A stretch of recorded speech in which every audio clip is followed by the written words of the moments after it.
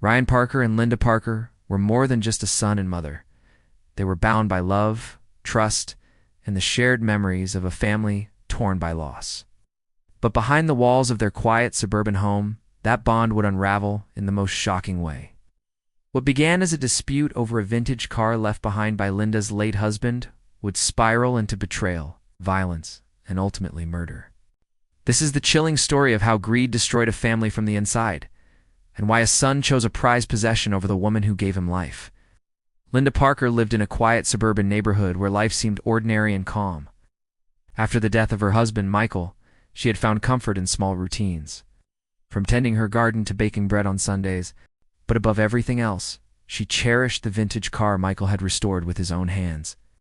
Parked safely in the garage, the car was spotless, gleaming in the sunlight whenever she opened the door to check on it.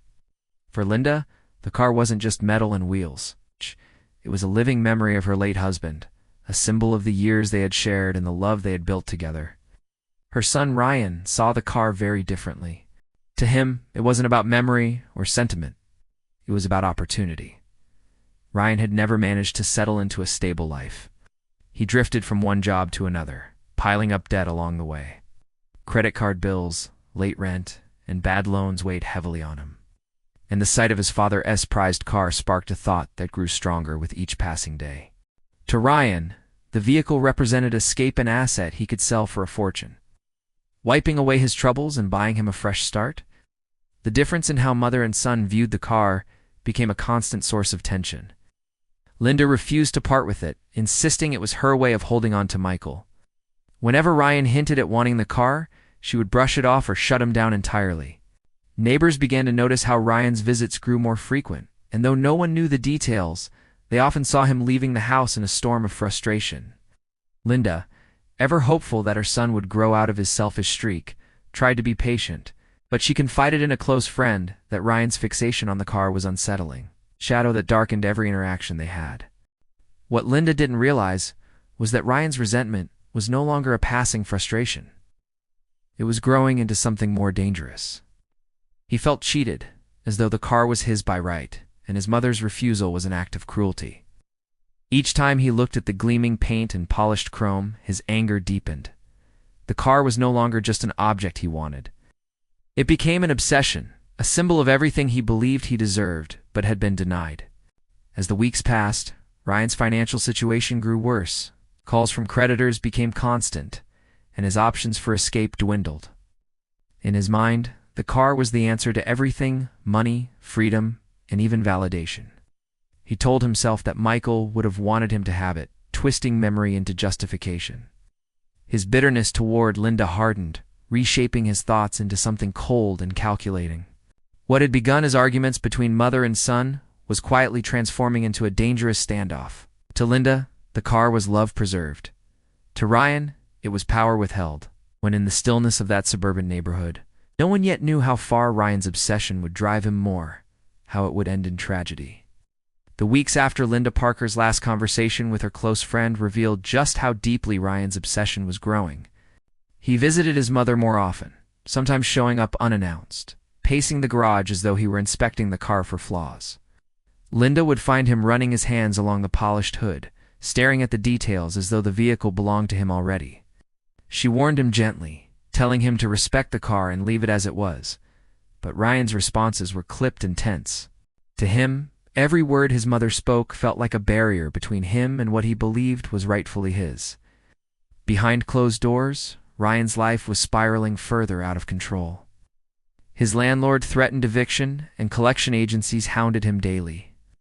Friends noticed how he avoided social gatherings, consumed by his troubles. In his mind, the solution was always waiting in the garage, gleaming beneath its cover. He began to imagine how much he could earn if he sold it, picturing buyers lining up for such a rare piece of craftsmanship. That imagined fortune became the center of his thoughts, and the longer Linda refused, the more twisted his reasoning grew.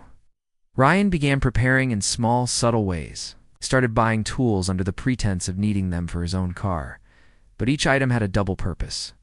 A heavy wrench, thick gloves, a roll of duct tape pull, seemingly innocent, yet together, forming a kit that could be used for something far darker. He paid close attention to his mother's routines, noting the times she cooked dinner, when she watered her plants, and the exact hour she went to bed. Then to anyone else, these observations would seem harmless. But in Ryan's mind, they were puzzle pieces he could arrange to his advantage. Linda, meanwhile, went on with her days in the only way she knew how. She tended to her roses, kept her kitchen in order, and visited the car in the garage as though it were her late husband's ghost. Sometimes she would sit in the driver's seat, close her eyes, and remember long drives with Michael. Those moments gave her peace, but they also blinded her to the danger building within her own home. She thought Ryan's visits were signs of concern, perhaps even his attempt at repairing their strained relationship. In reality, his every visit was another step toward planning something unimaginable. The neighbors began noticing the shift. Ryan's once friendly demeanor had changed into something colder, sharper. He no longer exchanged pleasantries or smiled in passing. Instead, he seemed consumed, often staring at the house with an intensity that unsettled those who saw him. At night, some neighbors spotted him lingering near the garage, standing in the shadows as if guarding the car or plotting how to take it. The line between frustration and action was thinning. Ryan had convinced himself that his mother was deliberately torturing him, keeping the car locked away as a punishment. In his twisted reasoning, eliminating her became the only path to freedom. The thought no longer horrified him. It gave him a strange sense of calm, as though he had finally found the solution. What had once been a family home filled with love was quietly becoming a battlefield of obsession. Linda clung to her memories, blind to the storm gathering around her. Ryan, on the other hand, was no longer her son seeking comfort. He was a man consumed by greed, standing on the edge of a decision that would shatter everything forever. The night of the crime was deceptively ordinary. Linda Parker spent her evening in the kitchen, preparing a simple meal and humming softly to herself. The house, warm with the scent of baked bread, seemed peaceful, but beyond that calm exterior, danger was already creeping closer. Ryan had arrived earlier in the day, offering to help with errands, though his motives were far darker. He watched his mother intently, every movement she made, every sound in the house, mapping out how the night would unfold. Ryan had already chosen the moment. He carried with him the tools he had secretly gathered, tucked away in his bag. His plan wasn't formed out of impulse. It had been rehearsed in his mind for weeks. As Linda moved through her nightly routine, Ryan's eyes drifted to the garage door, to the car that had ignited his darkest thoughts. In his mind, he was already the owner, already imagining himself behind the wheel, already hearing the engine roar. But to reach it, he believed he needed to remove the one person standing in his way. Linda sat at the dining table, unaware of the storm about to break. Ryan paced the room, his hands clenched, his heart pounding. He tried to steady his breathing, convincing himself that what he was about to do was justified. In his mind, he replayed the arguments, the accusations, the refusals. He twisted every memory into fuel for his anger, until the act no longer felt like betrayal, but like justice. The attack came suddenly. Ryan struck with the wrench he had brought, the force of the blow shocking even himself. Linda barely had time to register what was happening before she collapsed, her body crumpling to the floor. The kitchen, once filled with warmth, was now stained with silence. Ryan stood over her, frozen, his breath ragged, staring at what he had done. The reality of the act clashed with the fantasy he had built in his mind. For a fleeting second, he considered stopping, calling for help, undoing the horror he had unleashed. But instead, panic drove him deeper into destruction. He dragged her body away from the kitchen, leaving faint traces across the floor despite his frantic attempts to clean them. Every move was rushed, sloppy. But in his fear, he convinced himself it was enough. He checked the windows, the doors, trying to assure himself no one had seen. But paranoia gnawed at him. He imagined neighbors watching, hearing, piecing together the truth. When the body was hidden, Ryan's focus snapped back to the garage. He opened the door and pulled back the cover, revealing the car in its gleaming perfection. For a moment, he felt victorious. The vehicle was his at last, no one left to deny him. He sat inside, gripping the steering wheel, imagining the freedom it promised. Yet the sense of triumph was hollow, overshadowed by the blood still staining his thoughts. Outside, the neighborhood remained quiet, but Ryan's world had shifted irreversibly. He believed he had secured his prize, but in reality, he had set in motion the unraveling of everything he hoped to gain. His mother's absence would not go unnoticed. The stains he left behind would not vanish. The fantasy of freedom was already collapsing, and Ryan, blind to the truth, had just chained himself to a crime that would soon consume him. When Linda Parker's friends realized they had not heard from her in several days, they began to worry. She was known for returning phone calls promptly and keeping in close contact, especially after her husband's passing. Their concerns quickly reached the local police, who performed a welfare check at her home. Ryan answered the door, feigning calmness and claiming that his mother had gone to visit a relative for a few days. His explanation was delivered smoothly, but small details began to unravel his story. Inside the house, investigators noticed signs that didn't align with Linda's supposed absence. Her purse and cell phone were on the kitchen counter, untouched. Her car was still in the garage, locked and spotless as always. It was unlikely she had left without them. The officers took note but left, returning later with more questions. Ryan's demeanor shifted subtly each time, his answers rehearsed, but increasingly inconsistent. It didn't take long before a deeper search was authorized. Forensic teams entered the house and quickly discovered evidence that contradicted Ryan's version of events. In the kitchen, faint traces of blood were revealed with luminol, glowing under the investigators' lights. Drag marks were faint but visible across the floor, suggesting something heavy had been moved. The officers also noticed areas where cleaning supplies had been used aggressively, leaving unnatural streaks. Neighbors provided crucial testimonies that further weakened Ryan's story. One reported hearing loud noises and a sudden thud on the night Linda disappeared. Another recalled seeing Ryan outside late at night, carrying large trash bags and placing them into the trunk of his car. His movements were unusual for such an hour, and when asked, Ryan dismissed it as taking out old clothes. But suspicion was already mounting. Detectives widened their search and followed Ryan's movements in the days after Linda vanished. Surveillance cameras in nearby areas captured his car driving to a wooded lot outside town. This area quickly became the focus of a search.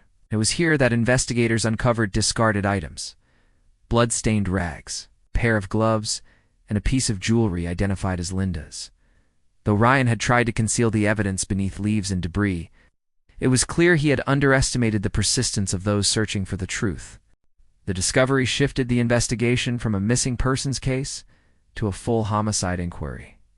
Police brought Ryan in for questioning again, and his composure cracked. Contradicted his earlier statements, changing details in a way that only deepened suspicion. Forensic experts matched the blood found in the kitchen to Linda, and fibers collected from the rags matched cleaning cloths inside her home. Each piece of evidence added weight to the case against him, painting a clear picture of violence and cover-up. The community, once sympathetic to Ryan as a grieving son, began to see him differently. Rumors spread quickly, and the quiet suburban street was now alive with whispers of betrayal and greed.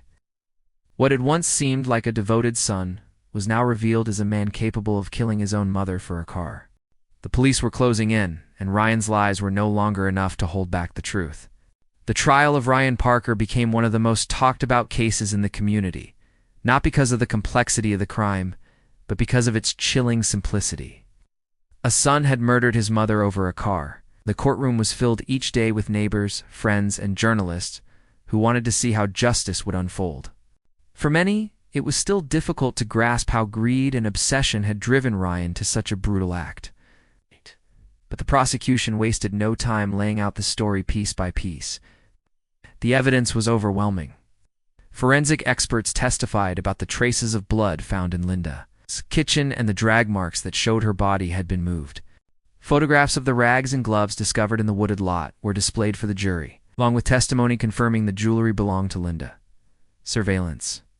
Footage of Ryan's car traveling to and from the area where the evidence was dumped was shown repeatedly, tying him directly to the attempt to cover up the crime. Each detail built on the next, leaving little room for doubt. The prosecution also presented testimony about Ryan's motives. Witnesses described the tension between mother and son, the arguments over the vintage car, and his growing desperation over financial troubles. Friends of Linda spoke of her deep attachment to the vehicle, explaining how it was her most treasured memory of her late husband. In contrast, Ryan's friends revealed his frustration and bitterness over not having access to it. The story of greed and entitlement was made clear, turning the prized car into the centerpiece of the tragedy. Ryan's defense tried to argue that the murder was not premeditated. They painted a picture of a young man under immense financial and emotional stress who acted in a moment of passion. They claimed the confrontation had spiraled out of control, that Ryan had not meant to kill his mother, but had struck her in anger without realizing the consequences. But the evidence of preparation, the tools, the timing, the attempt to destroy evidence made that claim difficult to believe. As the trial progressed, Ryan sat in silence, his face expressionless. Occasionally, he glanced at the photographs or listened to the testimonies, but he offered no visible sign of remorse. This lack of emotion weighed heavily on the jury, who were left to decide not only the facts, but also the intent behind his actions.